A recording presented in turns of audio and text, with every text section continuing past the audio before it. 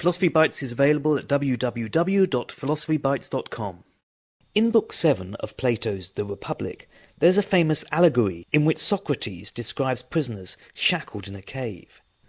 Behold, human beings living in an underground cave, which has a mouth open towards the light and reaching all along the cave.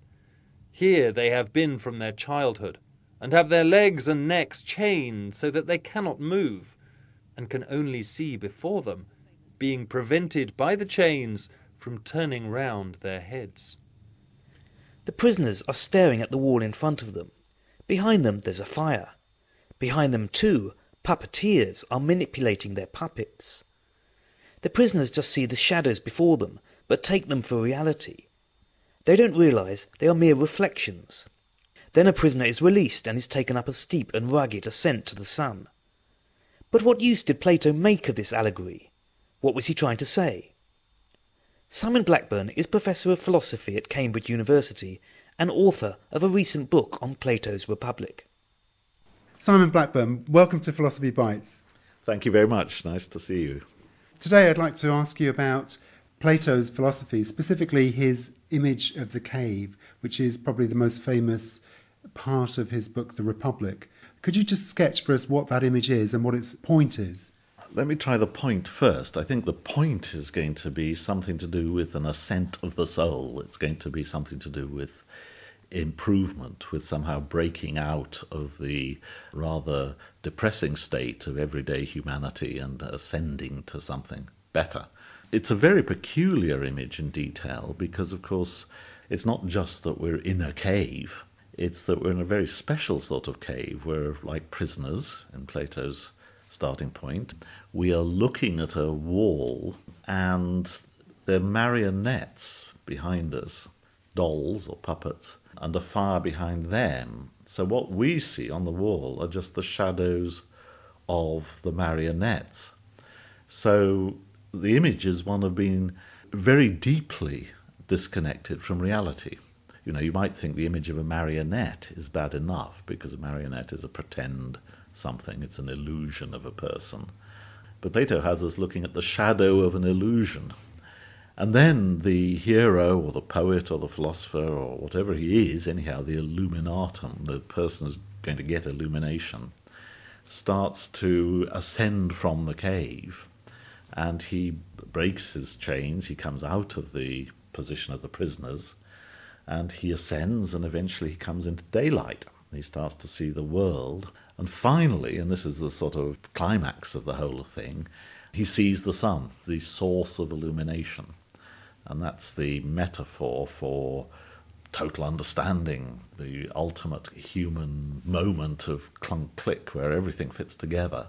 And you think, great, well, good for him, lucky chap, you know, he's got up into the daylight and looking at the sun. And then it turns out he goes back down into the cave, and this journey that he's taken gives him the right to be listened to. And this is the idea of the philosopher king. He's, as it were, got the stamp of the ruler on him. Now, of course, the problem with understanding all that is what on earth is he talking about? So we've got these people in a kind of primitive cinema almost, yes. And the thing is, they take that for reality. This is the world of appearances from the philosopher's point of view, but they think they are experiencing the real world. That is what is happening right in front of them. Whatever appears on the screen is the world.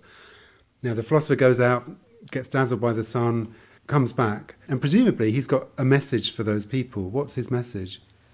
Well, it's a bit unclear, and here you get different kinds of interpretation of the ascent and the return. I find it useful to distinguish three kinds of stories. One is a very overtly religious story, and the metaphor's often been taken as a metaphor for the religious life. Poor old humanity lies in abject ignorance and darkness. We only see an illusion.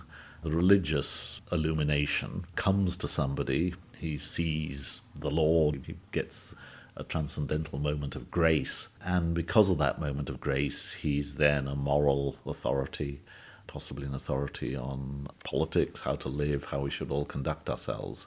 That's the religious interpretation. It's only one. But it has been taken up by Christian writing. I mean, the idea of seeing through a glass darkly comes directly from Plato, doesn't it? The idea that we now see through a glass darkly. When we turn to Christ or to God, we're going to see directly as the philosophers saw the sun.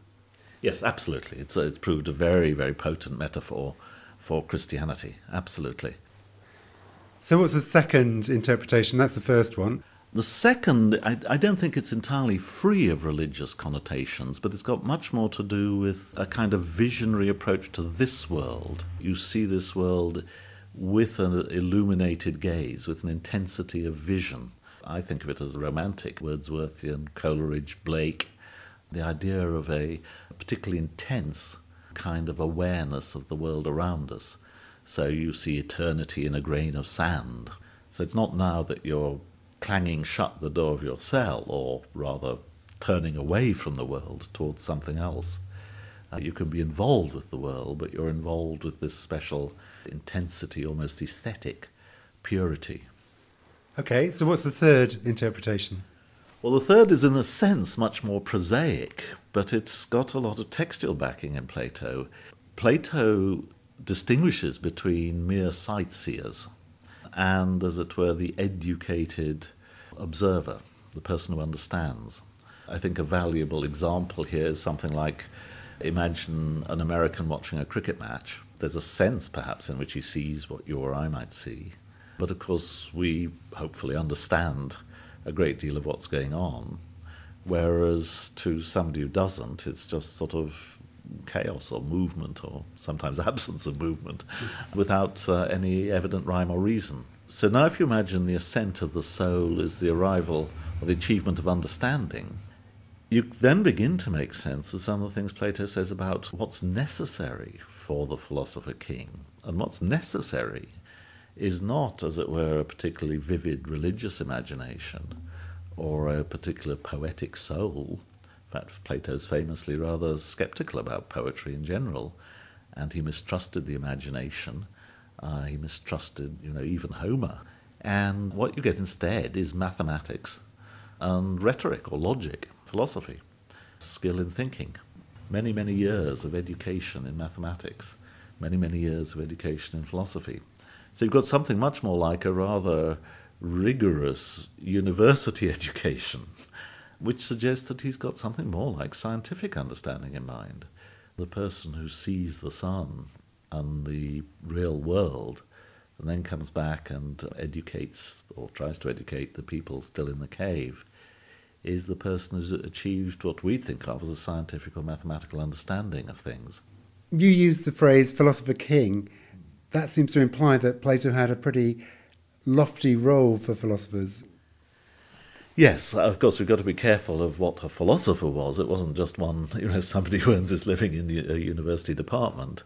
It was somebody who's achieved whatever the understanding is that this journey gives you. It's somebody who's seen more deeply into things than other people. And yes, he was, in this respect, an undemocratic elitist, I think. He thought that people who'd got that understanding were the ones who deserved to be listened to. However, you've got to remember that this is an ideal or utopian picture he's drawing.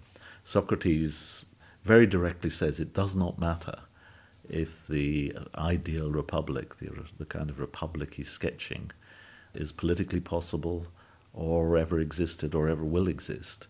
It's not a recipe for practical politics. In this respect, it's a fiction like the Garden of Eden. And just as in the Garden of Eden, Adam and Eve are ruled by wonderful ideal passions and love and so on until the fall, so in the ideal republic, wisdom rules. The people of wisdom are the ones who know what to do, and they are listened to, and everybody is very happy about that.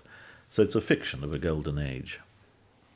It seems to me that it's also connected with his theory of the forms, his metaphysical account of what reality consists of. So when the philosopher leaves the cave, he encounters something which isn't mere appearance, it is the perfect, idealised version of existence. Yes, well, the theory of forms, of course, has provoked mountains of commentary. Clearly there's an element of idealisation going on.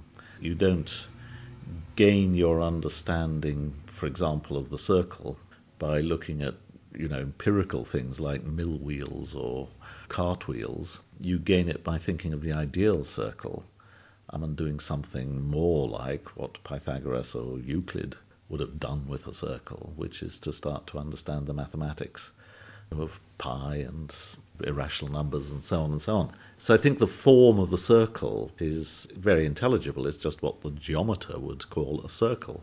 The geometer doesn't bring cartwheels into his studio, as it were. He just imagines a circle. I think what he's investigating is then the form of the circle.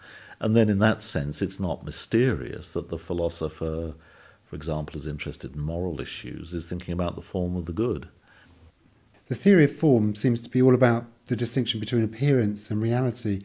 I wondered if Plato's got any argument or gives any reasons why we become so seduced by appearance. Yes, I mean, it's a very good question why Plato was so convinced that we are mired in illusion and see nothing but shadows of puppets and all that. I don't think he gives any serious arguments for that. One element of his thought, though, is that change is a sign of illusion. It's as if the real world is timeless and immune to change, and the world of forms, for example. And again, one can easily understand that on a mathematical model. What the geometer says about the properties of the circle is timelessly true. That's it. It's fixed. It's there in aspic or in amber.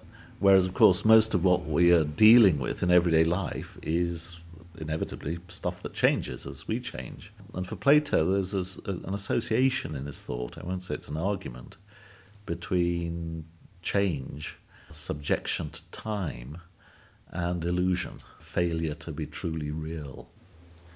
I think it was Alfred Whitehead who described the whole of the history of Western philosophy as a series of footnotes to Plato. Do you feel that we are still now writing footnotes to Plato? Well, that's a very good question, Nigel, and it exercised me greatly when I was writing my little book. Partly because I believed myself at the beginning to have a rather hostile and sceptical attitude to Plato. I thought he was the fountain of a certain kind of mysticism which permeates the Western tradition. And as a sort of Humean empiricist, I find that rather uncongenial and wish it away. I think what Whitehead meant is that there's almost no issue in Western philosophy which you can't see as sort of raised by Plato. Obviously, if you interpret Plato as, advocating some kind of religious mysticism, then you can't see empiricism as a footnote to that. Empiricism is opposed to that. On the other hand, if you see him as raising issues about the nature of knowledge, about relativism, all of which he's certainly doing, then there's not much philosophers do which isn't in some respects a descendant of discussions that he either initiated or pushed much further than any predecessors. Simon Blackburn, thank you very much. Thank you very much, Nigel.